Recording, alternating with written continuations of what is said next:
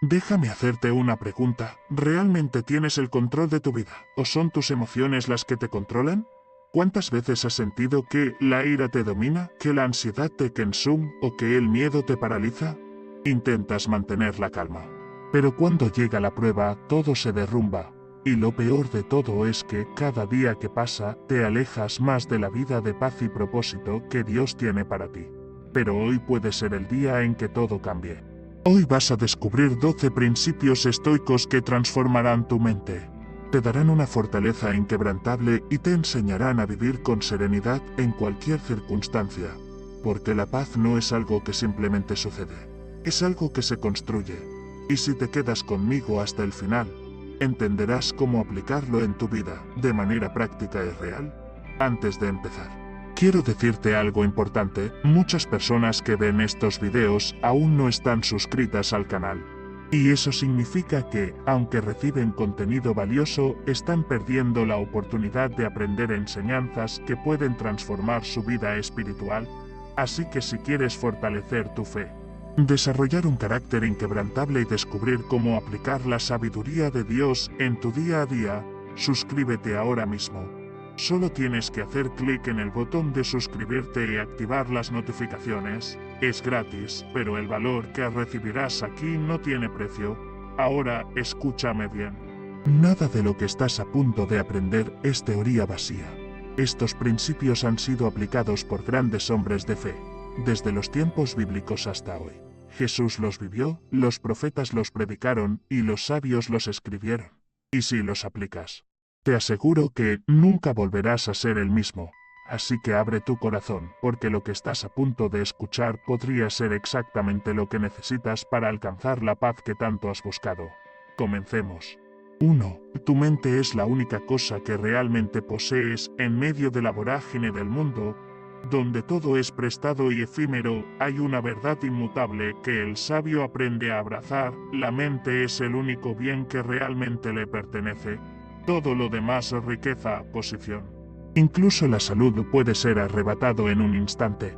Pero la mente, si se disciplina, permanece firme como una fortaleza inexpugnable. ¿Acaso no dijo el apóstol Pablo en Romanos las 12:2? No os conforméis a este siglo, sino transformaos por medio de la renovación de vuestro entendimiento? Estoicismo y fe convergen en esta enseñanza. Séneca advertía que el hombre que permite que su mente sea esclava de las circunstancias vive como una hoja al viento, mientras que aquel que la domina camina con paso seguro. Y aquí está la clave: no se trata de lo que ocurre fuera, sino de lo que decidimos hacer con ello dentro de nosotros. La historia de Job es elocuente en este sentido. Un hombre que lo perdió todo: hijos, fortuna, salud, pero que jamás permitió que su mente fuese dominada por la desesperanza. Sus meditaciones no se centraban en la tragedia, sino en la certeza de que Dios seguía siendo soberano. Jehová dio y Jehová quitó. Sea el nombre de Jehová bendito. Job 1:21. ¿Puede alguien perderlo todo y aún así mantenerse firme? La respuesta es sí, sí ha aprendido a gobernar su mente. No importa qué tormenta lo sacuda, aquel que se refugia en pensamientos sólidos y en la paz de Dios se mantiene inquebrantable. El verdadero dominio comienza dentro, en la forma en que elegimos interpretar la realidad. Sin embargo, muchos permiten que su mente sea un campo de batalla desordenado, expuesta a las flechas de la ansiedad, el miedo y la duda. Jesús mismo nos enseñó en Mateo 6:27. ¿Quién de vosotros podrá, por mucho que se afane, añadir a su estatura un codo? Ah, cuánta energía desperdiciada en preocupaciones que no llevan a nada. Un espíritu estoico aprende a filtrar sus pensamientos como un guardián celoso de su castillo. Se pregunta: ¿esto que ocupa mi mente me acerca a Dios y fortalece mi carácter? ¿O es un veneno que debilita mi fe? Meditaciones profundas sobre la palabra de Dios y una vida de oración moldean la mente hasta convertirla en un templo de paz, libre de las cadenas del temor. Los grandes hombres de fe siempre han comprendido que el verdadero campo de batalla no es lo que sucede a su alrededor, sino lo que sucede dentro de ellos. Moisés enfrentó a Faraón no con ejércitos, sino con la certeza inquebrantable de que Dios estaba con él. David venció a Goliat porque su mente estaba firmemente arraigada en la convicción de que Jehová librará. 1 Samuel 17:37. Y Jesús, en el desierto, no cayó en las tentaciones de Satanás porque su mente estaba anclada en la palabra. Escrito está, Mateo 4:4. Dominar la mente no es un lujo, sino una necesidad para aquellos que desean caminar con propósito y alcanzar el verdadero éxito. Entonces, ¿qué puede hacer aquel que siente que su mente está fuera de control? Primero, debe reconocer que el cambio comienza con una decisión consciente. Luego, debe alimentar su espíritu con aquello que edifica: lectura de la Escritura, oración, momentos de silencio para escuchar la voz de Dios. Pablo lo dejó claro en Filipenses 4:8. Todo lo que es verdadero, todo lo honesto, todo lo justo, en esto pensad. Quien aprende a gobernar su mente, gobierna su vida. Y quien gobierna su vida puede caminar en paz incluso en medio de la tormenta. Porque al final nada es realmente nuestro, excepto la forma en que decidimos pensar. 2. El dolor es inevitable, pero el sufrimiento es opcional. Desde el momento en que el hombre pisa la tierra, el dolor se convierte en un compañero inevitable. Nadie está exento de pérdidas, fracasos, traiciones o enfermedades. Pero lo que diferencia a un alma fortalecida de una alma quebrantada no es la ausencia de dolor, sino la manera en que elige enfrentarlo. Jesús, antes de ir a la cruz, sabía lo que le esperaba, pero en vez de huir o lamentarse, oró: Padre, si quieres, pasa de mí esta copa, pero no se haga mi voluntad, sino la tuya. Lucas 22:42. Aquí radica el secreto de la paz, en medio del sufrimiento, la entrega total a Dios y la certeza de que cada prueba tiene un propósito mayor. Los estoicos lo entendieron bien. No es lo que nos sucede, sino la interpretación que le damos. Séneca decía que el sufrimiento solo persiste cuando el hombre se aferra a lo que no puede controlar, en lugar de aceptar lo que es. Pablo, el gran apóstol, vivió una vida marcada por dificultades. Encarcelado, azotado, traicionado y naufragado, pudo haber caído en la desesperación. Sin embargo, escribió desde su prisión: regocijaos en el Señor siempre. Otra vez digo, regocijaos. Filipenses 4:4. ¿Cómo alguien en cautiverio puede hablar de gozo? Porque su mente estaba entrenada para ver la mano de Dios en todo. Sabía que la aflicción momentánea producía un peso de gloria eterno. 2 Corintios 4:17. Aquí está la clave: el dolor llega, pero el sufrimiento es una elección. Quien se rinde a la desesperanza, se convierte en esclavo de su dolor, mientras que quien lo ofrece a Dios, lo transforma en escalón hacia la madurez espiritual. El sufrimiento no es solo un castigo, sino un maestro disfrazado. Nos enseña lo que la comodidad jamás podría. Job, un hombre justo, perdió todo en un solo día: hijos, riqueza y salud. Su esposa le instó a maldecir a Dios y morir. Pero él respondió: ¿recibiremos de Dios el bien, y el mal no lo recibiremos? Job 2:10. Aquí está la actitud estoica y cristiana: no rechazar el dolor, sino enfrentarlo con una fe inquebrantable. Aquellos que han pasado por el fuego del sufrimiento y han mantenido su fe son los que emergen más sabios, más fuertes, más compasivos. ¿Cómo podría alguien realmente confiar en Dios si nunca ha pasado por momentos en los que confiar en Él era la única opción? Pero aquí viene la parte práctica: ¿cómo aplicar esto en el día a día? Primero, abrazar el dolor sin miedo. Jesús lloró por la muerte de Lázaro, Juan 11:35, mostrando que el dolor es natural. Segundo, encontrar propósito en medio de la prueba. Preguntarse: ¿está tratando de enseñarme Dios con esto? Tercero, no quedarse atrapado en el sufrimiento. David clamó a Dios en sus momentos más oscuros, pero siempre terminaba sus salmos con esperanza: aunque ande en valle de sombra de muerte, no temeré mal alguno, porque tú estarás conmigo. Salmo 23:4. La oración y la meditación en la palabra de Dios renuevan el alma y ayudan a ver la prueba con una perspectiva eterna. Por último, nunca olvidar que el dolor no es el final de la historia. Cristo sufrió el peor tormento en la cruz, pero al tercer día resucitó. Esto nos recuerda que toda aflicción tiene un final y que la gloria de Dios siempre tiene la última palabra. El creyente que enfrenta el dolor con fe y entrega a Dios se convierte en un testimonio vivo de su poder. Porque el sufrimiento, lejos de ser un castigo, es la oportunidad perfecta para demostrar que nuestra confianza en Dios no depende de las circunstancias, sino de su inmutable fidelidad. 3. El carácter se forja en la dificultad. El verdadero carácter no se construye en la comodidad, sino en la lucha. Es en la dificultad donde el alma se moldea, donde la fe se prueba y donde el hombre aprende a depender completamente de Dios. La Escritura lo deja claro: hermanos míos, tened por sumo gozo cuando os halléis en diversas pruebas, sabiendo que la prueba de vuestra fe produce paciencia. Santiago 1:2-3. La paciencia, la fortaleza y la sabiduría no surgen de tiempos fáciles, sino de momentos en los que todo parece estar en contra. Así como el oro se purifica en el fuego, el creyente se fortalece en la tribulación. Y esto es algo que los estoicos comprendían bien.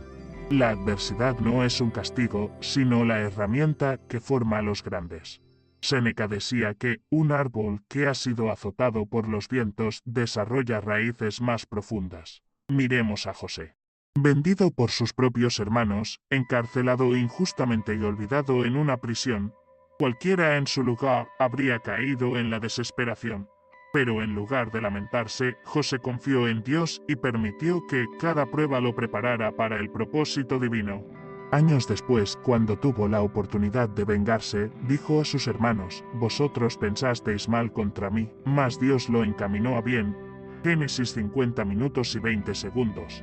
Aquí está el secreto del carácter sólido: no enfocarse en la injusticia de la situación, sino en lo que Dios está haciendo a través de ella. En cada sufrimiento hay una enseñanza, en cada pérdida hay un propósito.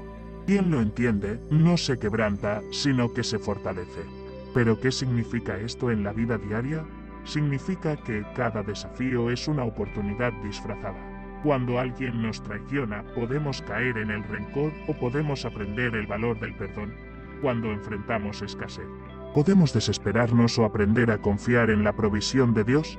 Cuando todo parece ir mal, podemos quejarnos o podemos crecer en paciencia. Pablo lo entendió mejor que nadie cuando dijo: porque cuando soy débil, entonces soy fuerte. 2 Corintios 12:10. Porque en la debilidad, uno aprende a depender completamente de Dios. El problema es que muchos huyen de la dificultad en lugar de enfrentarla. Buscan el camino más fácil, evitan el esfuerzo. Se rinden ante el primer obstáculo. Pero la fe verdadera no se demuestra en tiempos de calma, sino en medio de la tormenta. ¿Acaso Pedro no caminó sobre el agua mientras mantuvo su mirada en Jesús? Pero cuando permitió que el miedo lo dominara, comenzó a hundirse. Mateo 14:29-30. La adversidad revela dónde hemos puesto nuestra confianza, en nuestras fuerzas o en Dios. ¿Y quién ha aprendido a sostenerse en el Señor? No teme al mañana, porque sabe que cada prueba es solo una preparación para algo mayor. Por eso, cuando llegue la dificultad, no debemos verla como un castigo, sino como un entrenamiento. Es el taller de Dios donde nos moldea para un propósito más grande. Como el alfarero con el barro, Él nos da forma, nos presiona, nos prueba en el fuego para que seamos más resistentes. Porque, al final, el carácter no se define por lo que decimos en tiempos de paz, sino por cómo actuamos en tiempos de guerra.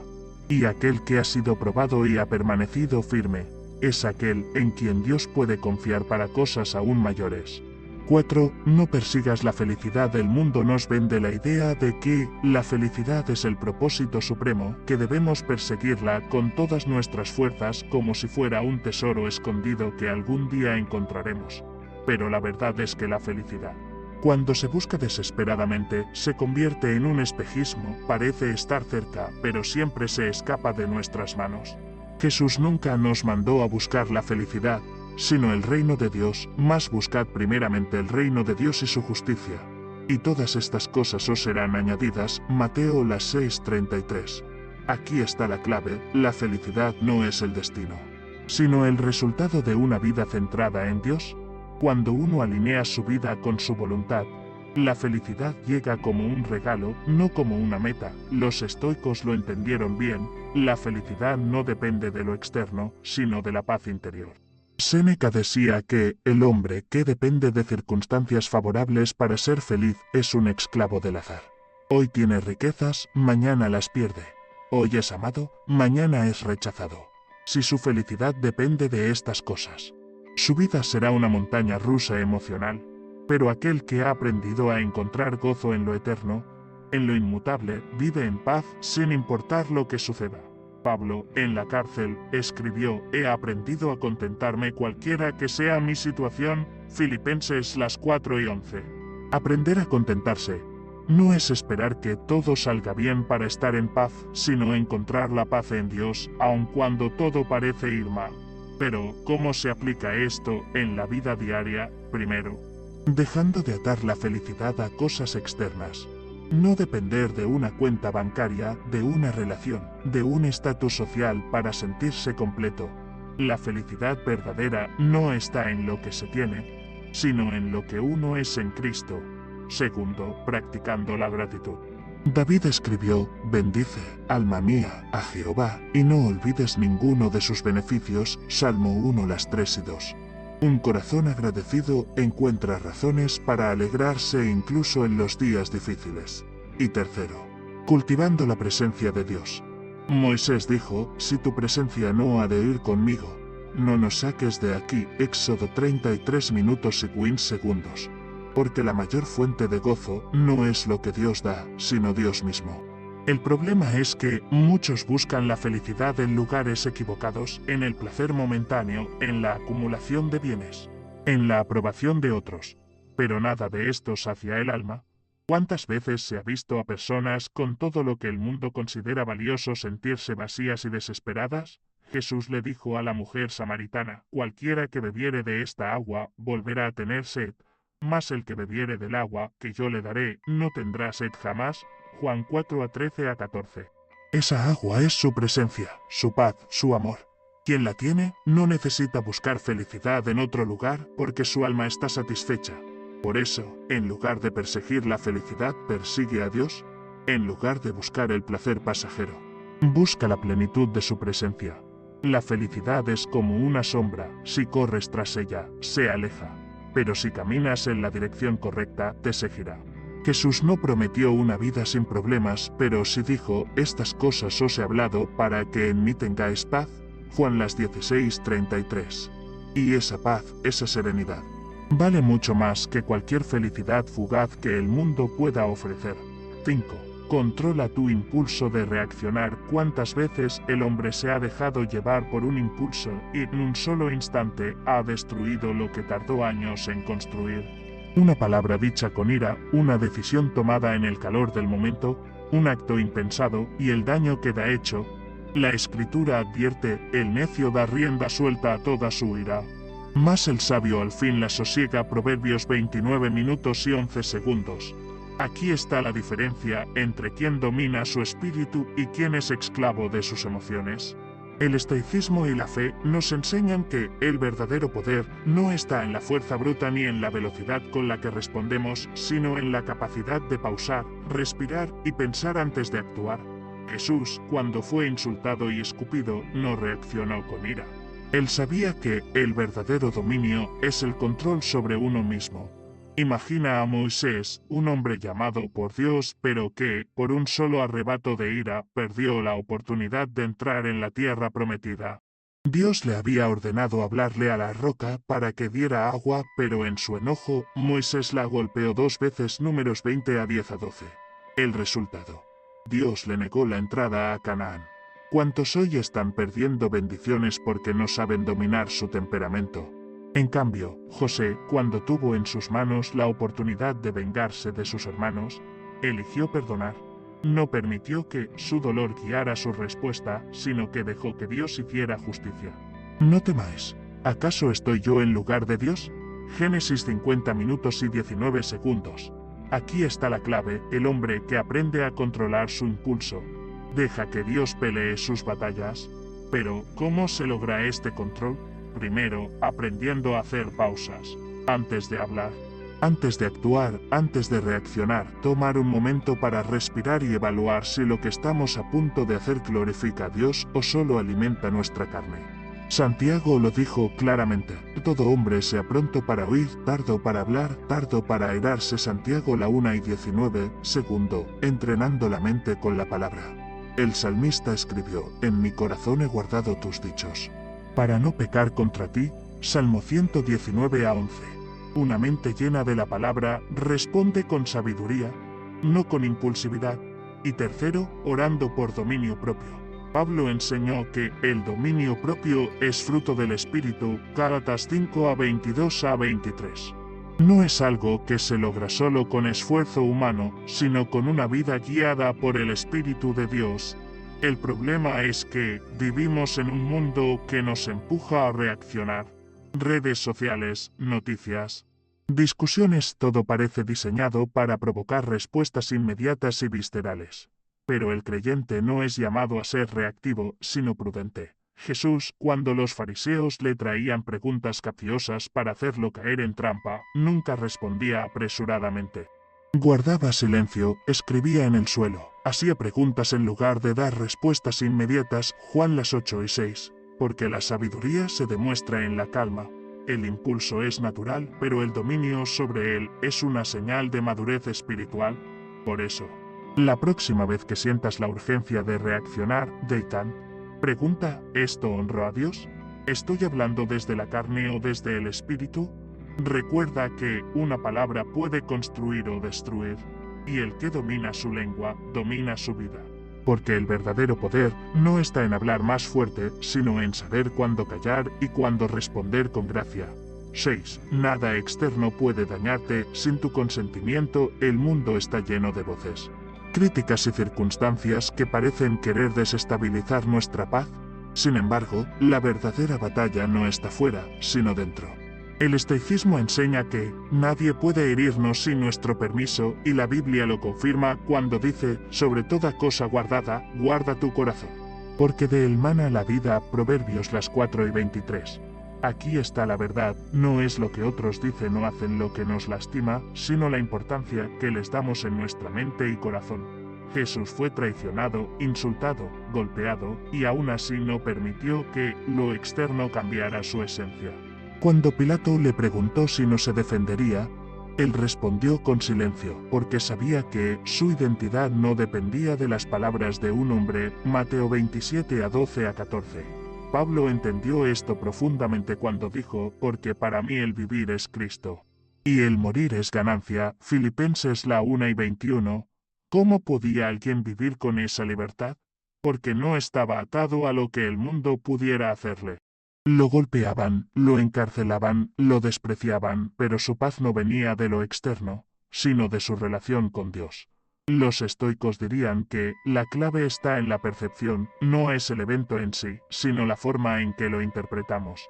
Pero la Biblia va aún más allá, enseñando que no solo debemos resistir el daño externo, sino que debemos vencerlo con el bien. No seas vencido de lo malo, sino vence con el bien el mal. Romanos 12:21.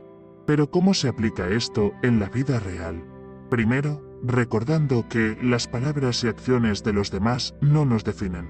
Jesús fue llamado blasfemo, endemoniado y falso profeta, pero jamás permitió que esos insultos tocaran su identidad. Segundo, practicando la oración en momentos de conflicto. Cuando Esteban estaba siendo apedreado hasta la muerte, en vez de llenarse de odio, oró: Señor, no les tomes en cuenta este pecado. Hechos 7:6. ¿Quién puede hacer eso? Solo aquel que ha entendido que su paz no depende de lo que otros hagan, sino de su comunión con Dios. El problema es que muchos entregan su paz demasiado fácil. Una crítica en el trabajo, un comentario negativo en redes sociales, una discusión familiar, y su mundo se viene abajo. Pero Jesús nos dejó un ejemplo claro: la paz os dejo, mi paz os doy. Yo no os la doy como el mundo la da. Juan 14:27. La paz del mundo es frágil y depende de circunstancias externas, pero la paz de Dios es inquebrantable. Por eso, quien ha aprendido a guardar su corazón, no se deja arrastrar por las tormentas del mundo. Así que la próxima vez que sientas que algo externo amenaza con herirte, recuerda: tú decides si lo permites o no. Entrena tu mente con la palabra, refúgiate en la oración y fortalece tu corazón en Dios. Porque aquel que confía en el Señor es como el monte de Sión que no se mueve, sino que permanece para siempre. Salmo 1, 25 minutos y 1 segundo. 7. Cada día es una nueva oportunidad para mejorar. El sol nace cada mañana sin falta. Como un recordatorio de que Dios nos ha dado un nuevo comienzo. No importa lo que haya sucedido ayer, hoy es una oportunidad para crecer, para aprender, para levantarse con más fuerza. Las Escrituras lo dicen claramente, por la misericordia de Jehová no hemos sido consumidos, porque nunca decayeron sus misericordias. Nuevas son cada mañana. Lamentaciones 3 a 22 a 23. ¿No es esto una razón suficiente para empezar cada día con esperanza? El estoicismo enseña que cada día es un lienzo en blanco y la forma en que decidimos actuar determina el curso de nuestra vida. Pero la fe nos da algo aún más profundo, la certeza de que no caminamos solos en este proceso de transformación. David, a pesar de haber cometido errores graves, entendió que su historia no terminaba en sus fracasos. Después de haber caído con Betsabé y haber enfrentado las consecuencias de su pecado, clamó, crea en mí, oh Dios, un corazón limpio. Y renueva un espíritu recto dentro de mí. Salmo 51 minutos y 10 segundos. No se quedó atado a la culpa, sino que buscó renovación.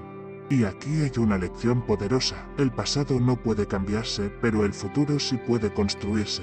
No importa cuántas veces hayas fallado, Dios sigue obrando en tu vida. La única pregunta es, ¿estás dispuesto a levantarte y seguir adelante?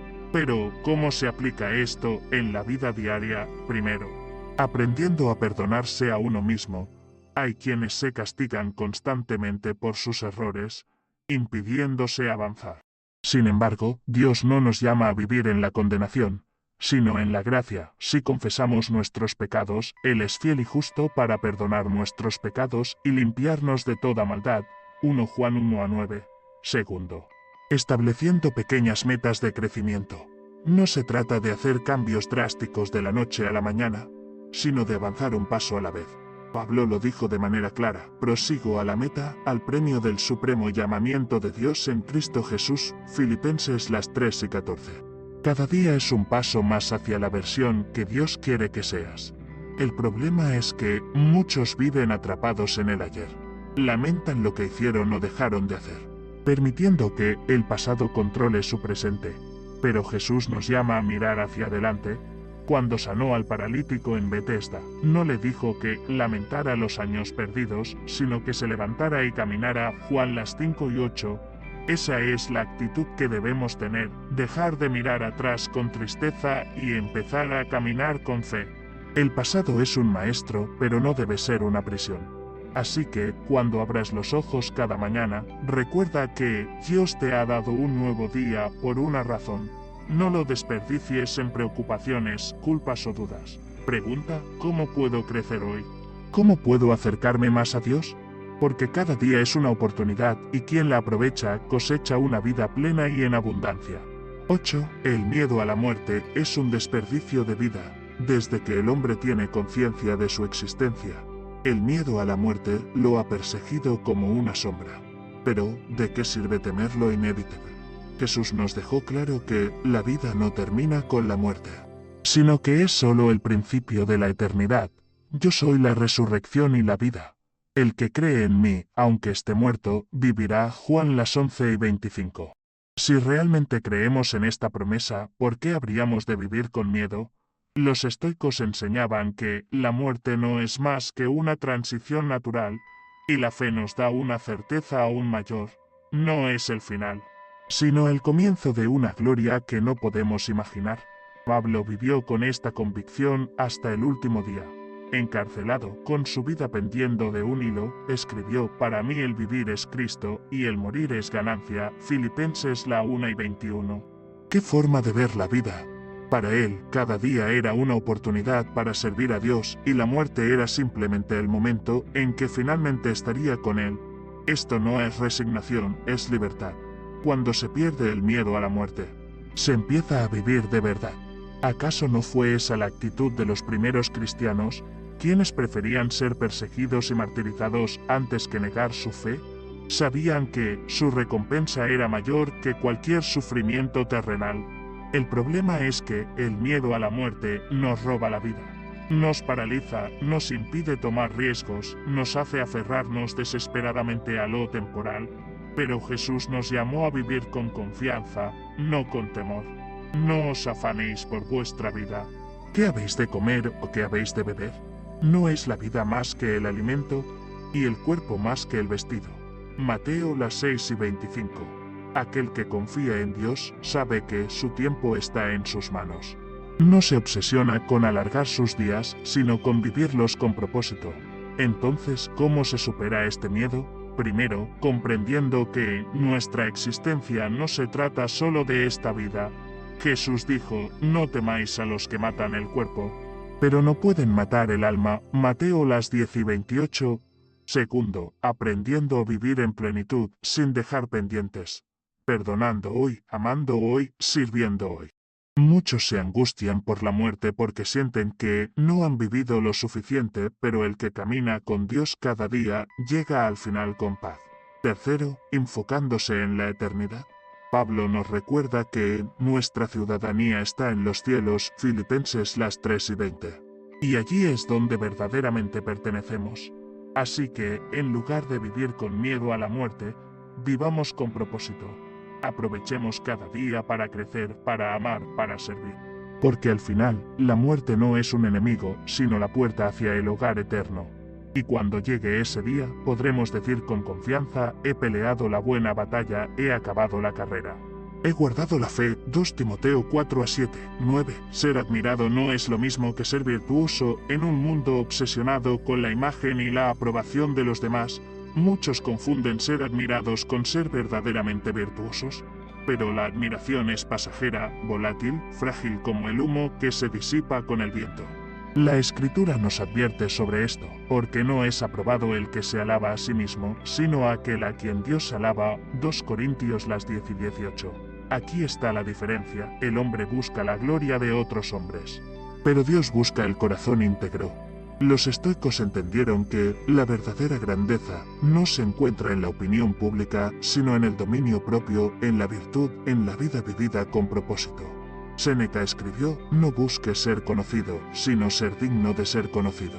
Y Jesús lo dejó aún más claro, no hagáis vuestra justicia delante de los hombres, para ser vistos de ellos. Mateo 6:1.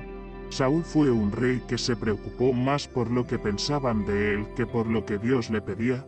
Cuando Samuel lo confrontó por haber desobedecido a Dios, en lugar de arrepentirse sinceramente, le rogó, honra delante de los ancianos de mi pueblo y delante de Israel. 1 Samuel 15:30. ¡Qué ironía! Estaba más preocupado por su imagen que por su relación con Dios. En contraste, David, a pesar de sus errores, buscó siempre el favor de Dios por encima de la admiración de los hombres. Crea en mí, oh Dios, un corazón limpio, y renueva un espíritu recto dentro de mí. Salmo 51 minutos y 10 segundos. Ahí está la verdadera diferencia. El virtuoso busca agradar a Dios, el vanidoso busca agradar a los demás. Pero, ¿cómo se aplica esto en la vida real? Primero, revisando nuestras intenciones. ¿Hacemos el bien porque realmente queremos hacerlo o porque queremos ser vistos haciéndolo? Jesús dijo, cuando des limosna, no hagas tocar trompeta delante de ti como hacen los hipócritas. Mateo 6:2. Segundo, desarrollando el carácter en lo secreto. La verdadera virtud no necesita aplausos, se forja en los momentos en que nadie está mirando. Tercero, buscando la aprobación de Dios antes que la de los hombres. Pablo lo dijo claramente, si todavía agradara a los hombres, no sería siervo de Cristo. Gálatas 1:10. El problema es que muchos confunden el reconocimiento con la verdadera grandeza. La admiración del mundo es fugaz, hoy eres héroe, mañana villano.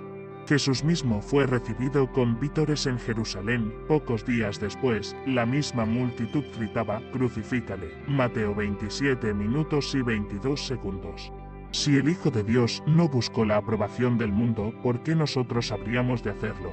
La virtud es constante, la admiración es inestable. Así que, en lugar de buscar ser admirados, busquemos ser íntegros. no vivamos para los aplausos, sino para la voz que en la eternidad dirá, bien, buen siervo y fiel, Mateo 25 minutos y 21 segundos. Porque al final, la única aprobación que realmente importa es la de Dios. 10. El éxito real es la autodisciplina. El mundo define el éxito con riquezas, fama y logros visibles, pero la Escritura nos muestra otro camino. El verdadero éxito no es lo que se logra externamente, sino lo que se conquista internamente. Mejor es el que tarda en airarse que el fuerte, y el que se enseñorea de su espíritu, que el que toma una ciudad. Proverbios las 16:32. La autodisciplina es la clave para una vida plena, porque sin ella cualquier victoria es efímera. Los estoicos creían que un hombre que no domina sus pasiones es esclavo de ellas, y la Biblia lo confirma: todo me es lícito, pero no todo conviene. No me dejaré dominar por ninguna. 1 Corintios las 6:12. El éxito no está en alcanzar más, sino en gobernarse a sí mismo. Miremos a Daniel, un joven que, a pesar de estar en la opulenta corte de Babilonia, decidió no contaminarse con la comida del rey. Daniel 1:8. ¿Acaso no podía disfrutar de esos lujos? Sí, pero entendía que la verdadera grandeza no está en ceder a todos los placeres, sino en saber decir no cuando es necesario. La autodisciplina lo llevó a convertirse en un hombre de influencia y sabiduría. En contraste, Sansón, con toda su fuerza, fue derrotado no por un ejército, sino por su propia falta de dominio propio. Entregado a sus pasiones, perdió su propósito y su destino. Esto nos deja una lección clara: sin autodisciplina, incluso el más fuerte cae. Pero, ¿cómo se cultiva la autodisciplina? Primero, estableciendo prioridades correctas. Jesús dijo: buscad primeramente el reino de Dios y su justicia, Mateo las 6:33. Cuando Dios es el centro, todo lo demás se alinea. Segundo, desarrollando hábitos consistentes. Pablo hablaba de su vida como un atleta en entrenamiento. Golpeo mi cuerpo y lo pongo en servidumbre, 1 Corintios las 9:27. No se trata de esperar motivación, sino de actuar con constancia. Tercero, renunciando a la gratificación inmediata por recompensas mayores. Jesús soportó la cruz por el gozo puesto delante de él, Hebreos las 12:2. Muchas veces, lo que parece difícil hoy traerá frutos de bendición mañana. El problema es que muchos buscan atajos. Quieren éxito sin sacrificio, crecimiento sin esfuerzo, recompensa sin trabajo. Pero Jesús mismo enseñó que el camino al verdadero éxito es estrecho. Entrad por la puerta estrecha, porque angosto es el camino que lleva a la vida. Mateo 7:13-14. No hay atajos en la disciplina espiritual, en la madurez emocional, en el crecimiento personal. La autodisciplina requiere constancia y compromiso, pero su fruto es inigualable: paz, estabilidad y propósito.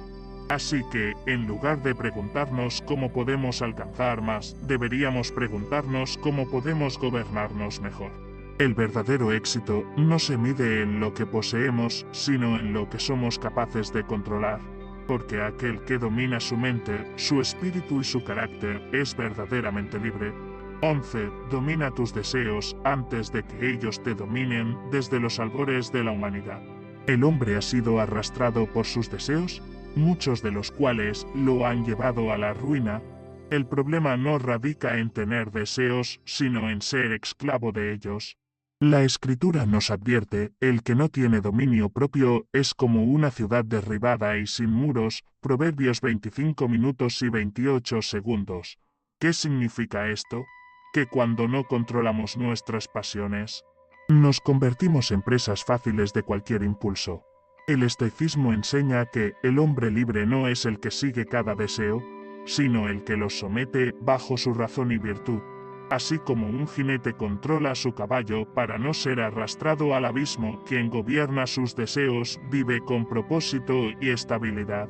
La autodisciplina no es represión, sino la verdadera llave de la libertad.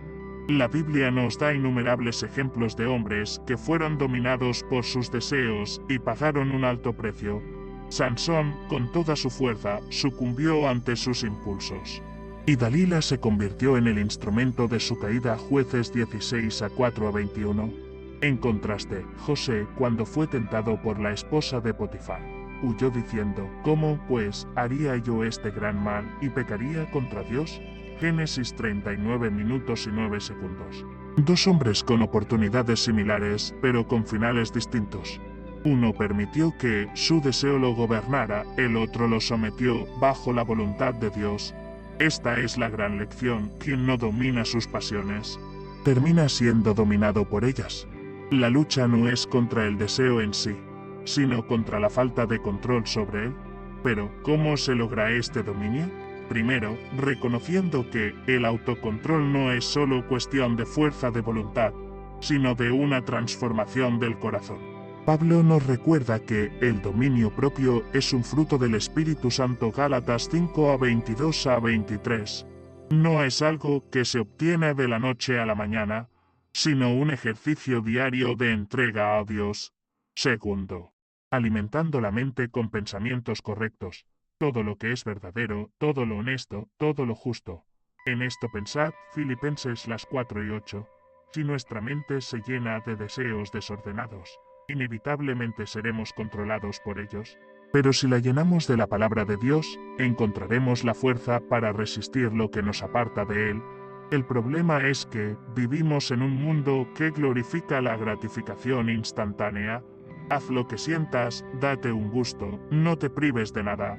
Son frases que escuchamos a diario, pero Jesús nos enseñó lo contrario: si alguno quiere venir en pos de mí, niéguese a sí mismo, tome su cruz cada día, y sígame. Lucas 9:23. Negarse a sí mismo no es vivir en privación, sino aprender a renunciar a lo que nos aleja del propósito divino. Los deseos son como un fuego: si se usan correctamente pueden dar calor y luz, pero si se descontrolan pueden consumir todo a su paso. Así que la próxima vez que un deseo intente tomar control, pregúntate, ¿esto me acerca a Dios o me aleja de Él? ¿Estoy gobernando mis impulsos o ellos me gobiernan a mí? La verdadera fuerza no está en ceder a todo lo que queremos, sino en saber cuándo decir no, porque el hombre más poderoso no es el que conquista naciones, sino el que se conquista a sí mismo. 12. El ego es tu peor enemigo. Desde el principio de los tiempos, el ego ha sido la caída de muchos hombres. Es una voz interna que susurra: eres más importante que los demás, no necesitas cambiar, tienes razón en todo. Pero la Escritura nos advierte: antes del quebrantamiento es la soberbia, y antes de la caída, la altivez de espíritu. Proverbios 16 y 18. Los estoicos enseñaban que el ego es un obstáculo para el crecimiento porque impide que el hombre reconozca sus errores y aprenda de ellos. En cambio, la humildad abre las puertas de la sabiduría.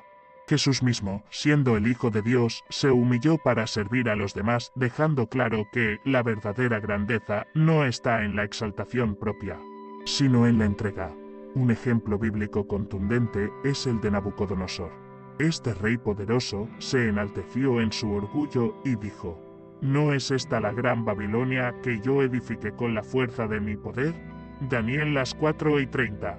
Su ego lo cegó y Dios lo humilló, haciéndolo vivir como una bestia del campo, hasta que reconoció que solo el Altísimo tiene el dominio absoluto. En contraste, Jesús, quien tenía todo el poder y la autoridad, lavó los pies de sus discípulos, mostrando que la verdadera grandeza está en la humildad. Juan 13:5. Aquí está la gran lección: el ego busca engrandecerse, pero el espíritu humilde es el que realmente crece. Pero, ¿cómo se vence el ego? Primero, aceptando que siempre hay algo que aprender. Pablo, a pesar de ser un hombre de gran sabiduría, dijo: no que lo haya alcanzado ya, ni que ya sea perfecto, sino que prosigo. Filipenses 3:12. Reconocer que aún hay espacio para crecer es el primer paso para vencer el orgullo. Segundo, aprendiendo a aceptar la corrección: el que aborrece la reprensión es un necio. Proverbios 12:1. Muchas veces, el ego nos impide escuchar consejos que podrían salvarnos de errores costosos. Tercero, sirviendo a los demás. Nada mata el ego más rápido que poner las necesidades de otros antes que las nuestras. El problema es que vivimos en una era donde el ego es alimentado constantemente. Redes sociales, títulos, reconocimiento, todo parece empujar al hombre a exaltarse a sí mismo.